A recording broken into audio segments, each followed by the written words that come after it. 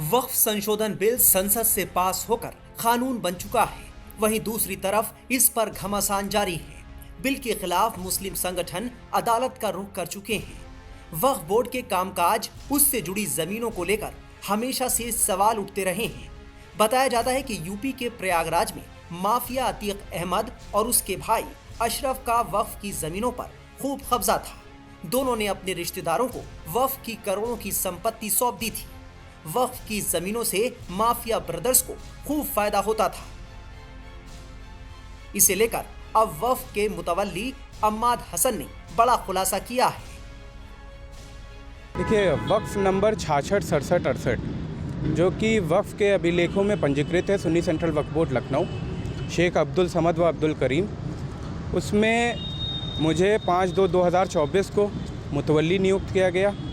मेरा नाम अम्माद हसन है और मैं वक्फ नंबर 66, 67, 68 का मुतवल्ली हूँ। जो 66, 67, 68 में जो ज़मीनें पूर्व मुतवल्ली द्वारा बेची गई है, उसमें उनके सहयोगी रहे हैं। जैसे कि उत्तर प्रदेश के आप सब लोगों को पता है, एक दुर्दांत माफिया हुआ करते थे, अतीक अहमद और अशरफ। उनके और उनके नातेदार, रिश्तेदार सब ने मिल करके लगभग 50 करोड़ की संपत्ति बेची है। आज जब मेरी 5/2/2024 को नियुक्ति हुई तो एक विस्तृत जांच कमेटी बनाई गई। उस जांच में अल्पसंख्यक कल्याण अधिकारी, उप जिला अधिकारी सदर प्रयागराज और अन्य कई सारे लोग उस कमीशन में शामिल हुए। उसके बाद रिकवरी के आदेश दिए गए।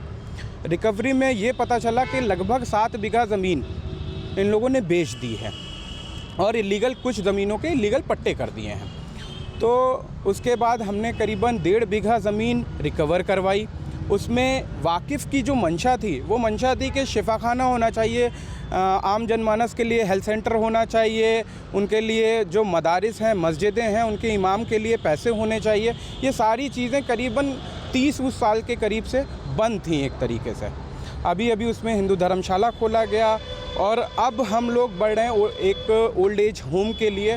फिर इसी तरीके से जितनी मस्जिद के इमामों की सैलरी हुआ करती थी, उसको सबको वापस ले आया गया। मदरसा सुबहानिया में जहां गरीब बच्चों के इमदाद का पैसा था, वो तक ये लोग खा गए थे, उसको वापस करवाया गया। यही सारे काम लेकर के हम लोग बढ़ रहे हैं। चीज़ ये बताइए कि ये लोग कैसे कब्जा कर लिए थे अशरफ के ससुराल वाले?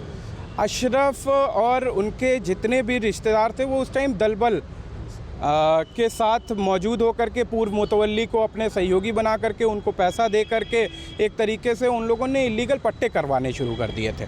और उसी में लगभग 407 अराज़ी, आपको याद होगा अभी मरहूम अशरफ की अहलिया का मकान भी उसमें ज़मींदोज़ करवाया था पीडी और शासन और प्रशासन की। उसमें जब वो पता चला कि ऐसे बहुत सारी ज़मीनें जो हैं इलीगल ऑक्यूपाइड हैं, उनको खाली कराने का काम अभी कई सारी पीडीए की तरफ से नोटिस हमने दी हैं भैया।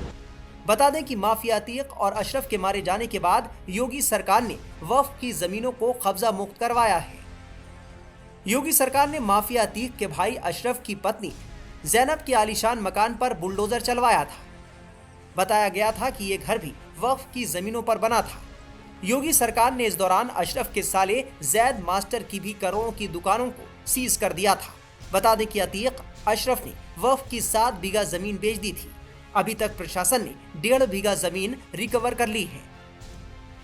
बाकी कब्जाधारियों को नोटिस भेजा जा रहा है।